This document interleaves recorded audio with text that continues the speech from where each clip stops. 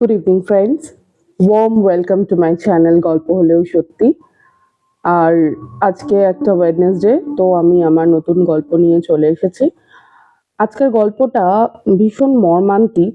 আর আমাকে যে বলেছে তাদের নিজেদের অ্যাপার্টমেন্টেরই ঘটনা এটা। ওয়েস্ট বেঙ্গলের নয় এটা। আমি জায়গাটার নাম বলে দিচ্ছি, গুজরাটের। যে জায়গাটা গুজরাটের। তো তো তাদের নিজেদের অ্যাপার্টমেন্টেরই ঘটনা, আমার পরিচিত। কিন্তু সে তার নাম আমাকে বলতে বারণ করেছে, যেহেতু তার নিজের অ্যাপার্টমেন্টেরই ঘটনা, সে আমার নামটা বলতে বারণ করেছে। তো বলছি আমি ঘটনাটা। সেটা হচ্ছে, আমি ক্যারেক্টারের নামগুলো আমি একটু আমার মতো করে বানিয়ে নিই, বানিয়ে বলছি আর কি, কারণ ক্যারেক্টারের নামগুলো আসল নয়। হুম। ঘটনাটা শুনলেই সবাই বুঝতে পারবে যে একটু মর্মান্তিক ঘটনা, যার জন্য আমি ক্যারেক্টারের নামগুলো বলছি না। আমরা ধরে নিচ্ছি যে তিনজন ক্যারেক্টার। একজন হচ্ছে বাপ্পা, তার ওয়াইফ হচ্ছে শিখা, আর তার বাচ্চা হচ্ছে একটা বাচ্চা ছেলে, 6 বছরের বাচ্চা, তার নাম হচ্ছে টিট্টু। তো ওরা একটা নতুন ফ্ল্যাটে, ওরা ফ্ল্যাটটা মানে ওখানে রেন্টে যায়, একটা অন্য জায়গা থেকে এসে ওখানে রেন্টে থাকতে যায়। তো রেন্টে থাকতে থাকতে ওদের জাস্ট মানে ওই অ্যাপার্টমেন্টটা খুব বেশি বড় না, এক একটা অ্যাপার্টমেন্টে 3টে 4টে করে ফ্ল্যাট রয়েছে।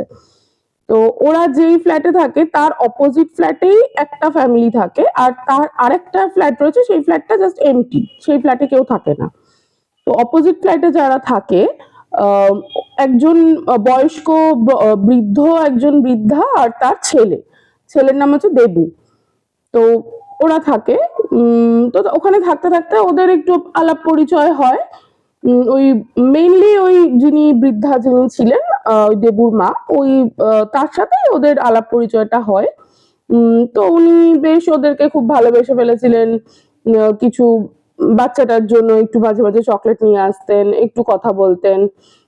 কিন্তু খুব কিন্তু কোনো সময় ওদেরকে ওই ওনার ফ্ল্যাটে যেতে বলতেন না। হুম। উনি নিজে আসতেন, দেখা করতেন, মাঝে মাঝে কিছু রান্না করে দিয়ে যেতেন। কিন্তু ওদেরকে যেতে বলতেন না ওদের ফ্ল্যাটে।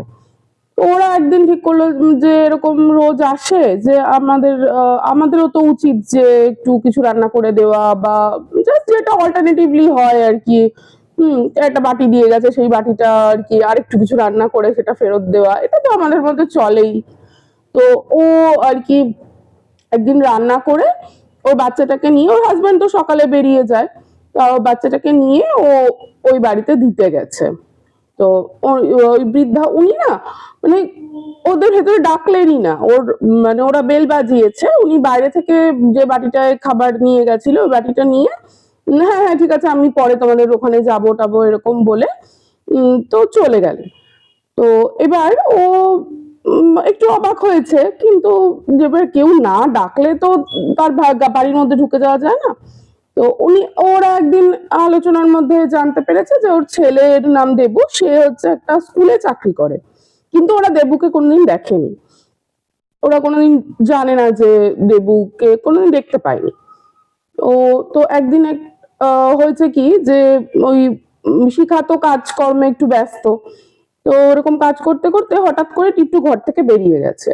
তো শিখা খুঁজে পাচ্ছে না ওকে, তো ভীষণ ভয় পেয়ে গেছে যে কোথায় চলে গেল, নতুন জায়গা, ওরা খুঁজে পাচ্ছে না, ভয় পাচ্ছে। তো দৌড়াদৌড়ি করতে করতে ওই মহিলা, বৃদ্ধা মহিলা, দেবুর মা, উনি এসে শিখাকে মানে বাচ্চাটাকে নিয়ে এসছে। এসে বলছে, কি ব্যাপার, তোমার বাচ্চা আমার আমার ঘরে ঢুকে গেছে, আমার ঘরে চলে গেছে, কি ব্যাপার? হুম। তো ও তখন বলছে, ও আপনার ঘরে চলে গেছে, আচ্ছা ঠিক আছে। বলছে যে এরকম যেন আর কখনো না হয়, ও যেন কখনো আমার ঘরে না ঢোকে। হুম। আপনি তোমরা খুব সাবধানে রাখবে, বাচ্চা যেন ঘর থেকে না বেরোয়, আর আমার ঘরে যেন একেবারেই না ঢোকে। তো ওইটা শুনে শিখার একটু খারাপ, এই হ্যাঁ একটু খারাপ লেগেছে যে এটা কি হলো এরকম। উম কেন বারণ করছে যেতে, এইটুকু একটা বাচ্চা একটু ঘরে ঢুকেছে, তো হয়তো ভেবেছে যে দুরন্তপানা করে তো বাচ্চারা, সেই জন্য হয়তো ওটা পছন্দ করছে না। তো ও এবার কি করে, ও ওনাকে একটু অ্যাভয়েড করতে শুরু করে, আর খুব একটা যেত না ওনার ঘরে, আর উনিও আর খুব একটা আসতেন না। তো এরকম করতে করতে ওরা ওই একটা জায়গায় ঘুরতে যায়, এই বাপ্পা, শিখা, টিট্টু। তো ওরা 14-15 দিনের জন্য এক জায়গায় ঘুরতে গেছিল। তো ওই ঘুরে ফিরে ওরা শুনলো যে ওই দেবু নাকি সুইসাইড করেছে। আর সেই সুইসাইড করার ঠিক, সুইসাইড করলে তো 4-5 দিনে যে কাজটা হয় ওটা করে নিয়ে ওর বাবা মা অন্য কোথাও একটা শিফট করে গেছে, ওই ফ্ল্যাটটা এমটি পড়ে রয়েছে। তো ওরা শুনে তো খুব অবাক হয়ে গেছে যে যে ছেলেটা এতদিন এখানে ছিল তাকে কোনোদিন দেখলোই না, সেই ছেলেটা আবার সুইসাইডও করে ফেললো, আর ওর বাবা মা আবার চলেও গেল ওখান থেকে। তো ওরা একটু, যাই হোক, এখন চেনা পরিচিতি তো একটা ছিল, একটা খারাপই লাগছে।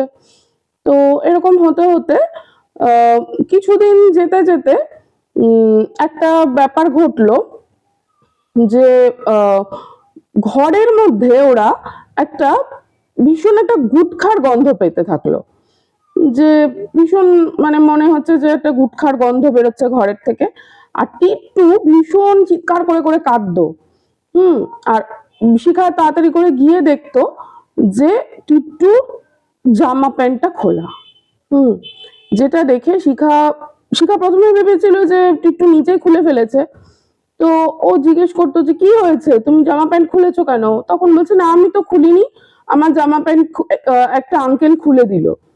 তখন বলছে জামা প্যান্ট খুলে দিল আঙ্কেল? তখন বলছে হ্যাঁ। তো খুব কাজে আর ওরকম বলছে। এবার এই ঘটনাটা বেশ কিছুদিন ধরে ব্যাপারটা ঘটতে থাকলো, যে এই গুটখার গন্ধ আর ওর খুব কাজে, আর ওরা গিয়ে দেখছে যে বাচ্চাটার জামা প্যান্টটা খোলা, মাঝরাত্রেও হচ্ছে, কোনো সময় সকালেও হচ্ছে, দুপুরেও হচ্ছে, মানে প্রায় এই ব্যাপারটা হচ্ছে। আর বাচ্চাটা না দিনে দিনে একটু মানে খাচ্ছে না, একটা অসুস্থ হয়ে পড়ছে, এরকম একটা হচ্ছে। তো ওই সময় তো বাপ্পার শিখা খুবই টেন্স হয়ে পড়লো যে কি করবে। তো তখন বাপ্পার এক বোন ওখানে এসছিল ঘুরতে। তো ওর টিট্টু পিসি হয়, তো পিসি তখন বললো কি যে দেখ আমার না এটা একদম সুবিধার লাগছে না, তোর একজন অ্যাস্ট্রোলজারকে একটু কনসাল্ট কর, যে এটা কি, এই ব্যাপারটা তো এরকম কেন হবে, ও কেন জামা প্যান্ট খুলে ফেলে চিৎকার করবে, ও নিজে, তোরা ভাবছিস ও নিজে করছে। আর এটা হচ্ছিল সবসময় যখন বাচ্চাটা একা ঘরে থাকছে সেই সময় হচ্ছে।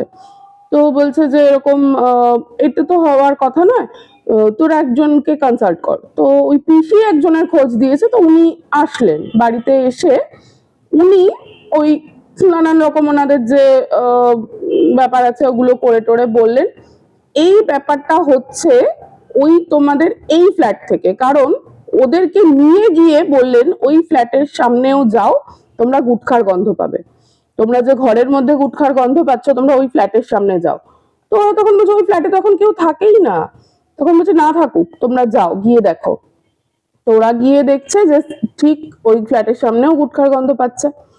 তখন ওরা ওই ভদ্রলোক বললেন যে সম্ভবত এই, ওরা তখন বললো যে ওই ঘরে যিনি যে ছিল একটা ছেলে সুইসাইড করেছে।